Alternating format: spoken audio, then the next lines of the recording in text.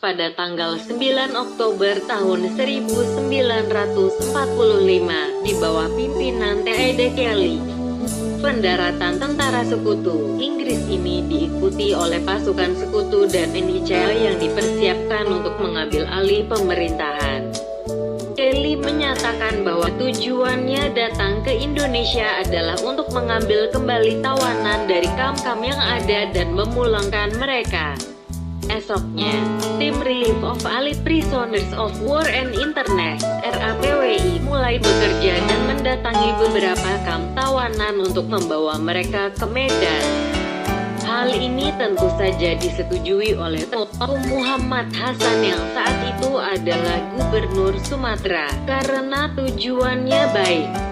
Meski telah mendapat kepercayaan, tentara Inggris nampaknya tidak bisa menjaga kepercayaan dengan baik, sehingga mereka malah mempersenjatai tentara-tentara yang baru saja dibebaskan.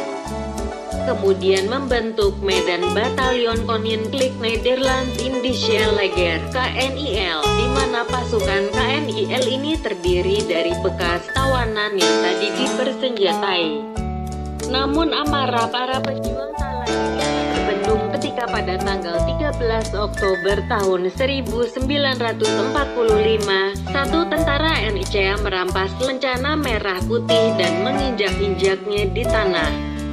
Hal ini menjadi bensin bagi api yang masih membara di jiwa para prajurit. Ratusan pemuda yang berada di tempat itu dengan senjata, pedang, pisau, bambu runcing, dan senjata api, dan langsung saja menyerang tentara NICA tersebut. Korban yang ditimbulkan akibat dari insiden tersebut sebagai berikut.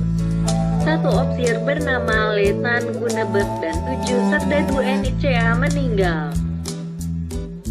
96 serdadu NICA luka-luka termasuk seorang laki-laki sipil dan 3 wanita.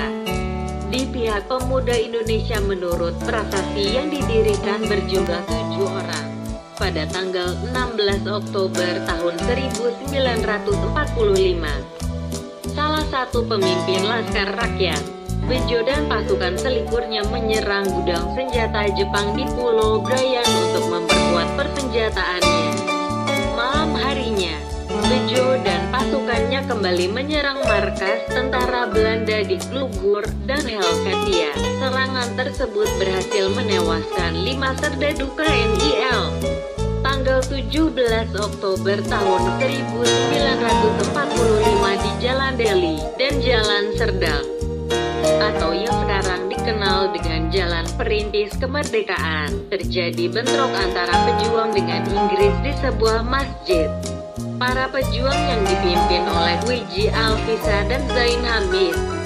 Para pejuang bertahan sampai tanggal 20 Oktober tahun 1945.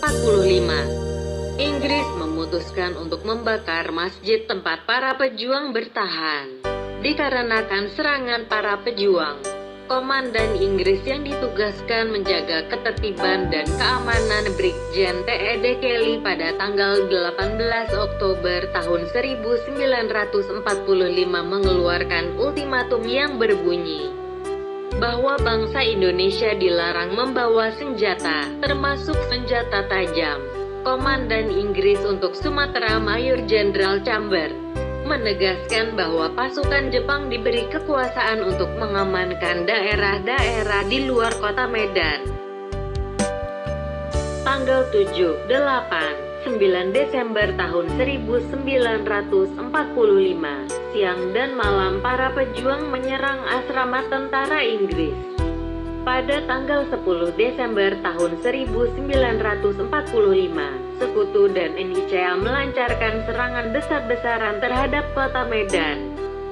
Serangan ini menimbulkan banyak korban di kedua belah pihak. Pada bulan April tahun 1946, Sekutu berhasil menduduki kota Medan.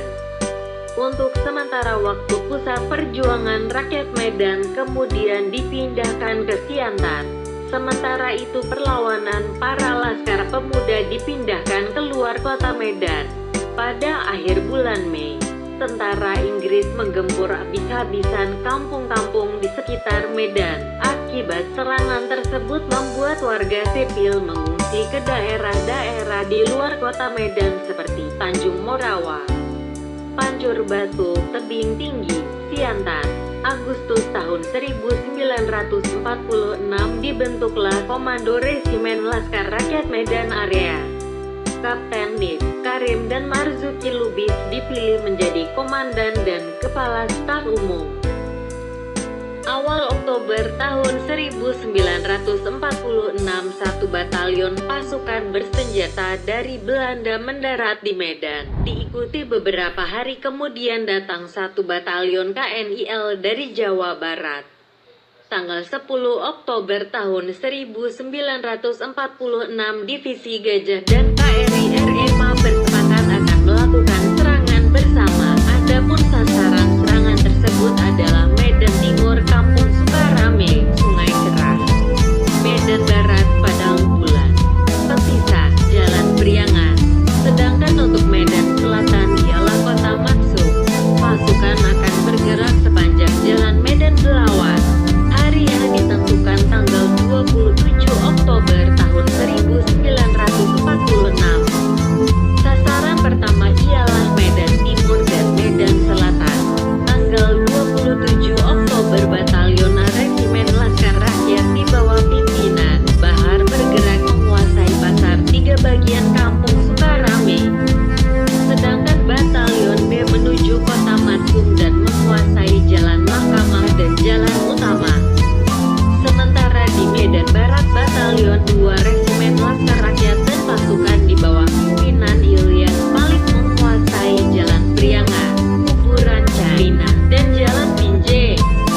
Sejatinya, pihak Inggris telah menyerahkan kekuasaannya kepada Belanda saat pasukan Inggris bersiap untuk ditarik dan digantikan tentara Belanda. Pasukan kita menyerang mereka. Tetapi pergerakan para pejuang ternyata sudah tercium oleh pihak Inggris maupun Belanda. Daerah Medan Selatan dihujani tembakan mortir, dan pasukan kita membalas tembakan dan berhasil menghentikannya. Pertempuran Medan Area berakhir tanggal 15 Februari tahun 1947 setelah ada perintah dari Komite Teknik Gencatan Senjata.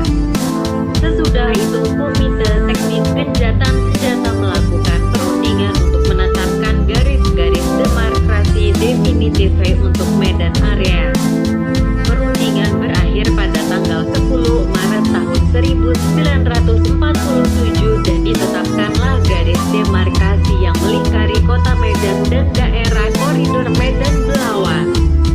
Panjang garis demarkasi yang dikuasai oleh tentara Belanda dengan daerah yang dikuasai oleh tentara Republik seluruhnya adalah 8,5 km.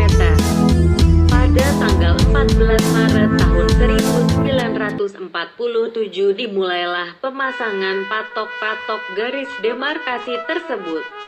Sejatinya kedua pihak Indonesia Belanda selalu bertikai mengenai masalah garis demarkasi.